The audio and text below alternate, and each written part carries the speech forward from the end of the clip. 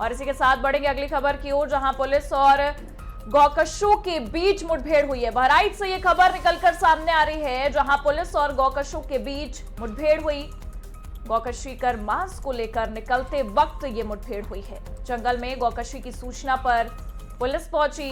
Police को देख गौकश जो है वो भागना शुरू कर दिए, फायरिंग भी की।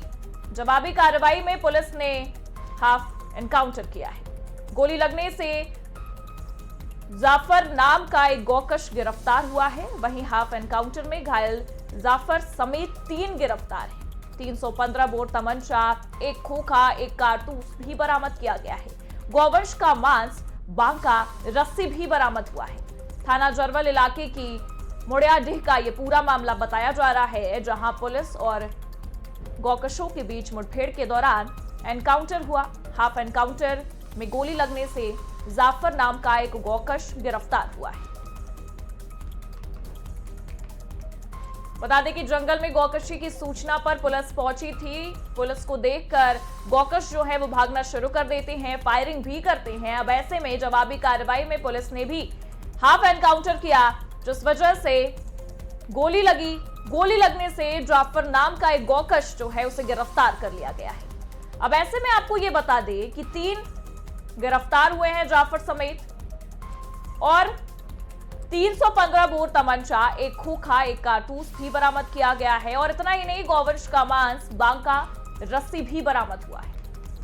अब ऐसे में बहराइच से ये बड़ी खबर निकलकर सामने आई, जहां पुलिस और गौकशों के बीच मुठभेड़ के दौरान पुलिस को देखकर गौकश जब भागना शुरू कर देते हैं, फायरिंग करते हैं, तो जवाबी कार्रवाई होती है। पुलिस ने हाफ एनकाउंटर किया है। ये तस्वीरें भी हम आपको दिखा रहे हैं। जाफर के पैर में गोली लगती है और 3 लोगों को भी जाफर समेत गिरफ्तार किया गया। और ज्यादा जानकारी के लिए हमारे सहयोगी अजय हमारे साथ जुड़े हुए हैं। अजय, क्या कुछ जानकारी इस मामले को लेकर, कितनी गिरफ्तारी हुई, किस तरीके से ये मुठभेड़ हुई है? निश्चित तौर से बहराइच का जो ये इलाका है, जिस इलाके में गौकशों को गोली मारी गई है, ये जरवल क्षेत्र है। जरवल के अंदर पहले से भी चर्चा रही है। जरवल, कैसरगंज और नानपारा, उसके साथ साथ मटेरा, सब इलाकों में अक्सर सूचनाएं होती रही है। खासकर रामगांव भी इसी पैमाने पर रहा है। यहाँ का जो थाना क्षेत्र है, इन इलाकों में अक्सर सूचना मिलती रही थी कि गौकश सक्रिय हैं। और आज की बात करें तो जहां पर ये गौकशी की सूचना मिली, वहां पर जरवल के थाना अध्यक्ष संजय सिंह पहुंचे और अपनी टीम के साथ उनको सुरागरसी हुई। और सूत्रों से जब इनको खबर मिली तो ये पहुंचे। वहां पर ये जो जिसके पैर में गोली लगी है, ये और इसके साथी लोगों ने एक गौकशी की वारदात को अंजाम दे दिया था। और गौकशी करने के बाद ये निकल रहे थे, लेकिन घेराबंदी कर उन्होंने इनको पकड़ने का प्रयास किया, तो जवाबी फायरिंग उस तरफ से हुई। लोग भागने का प्रयास कर रहे थे।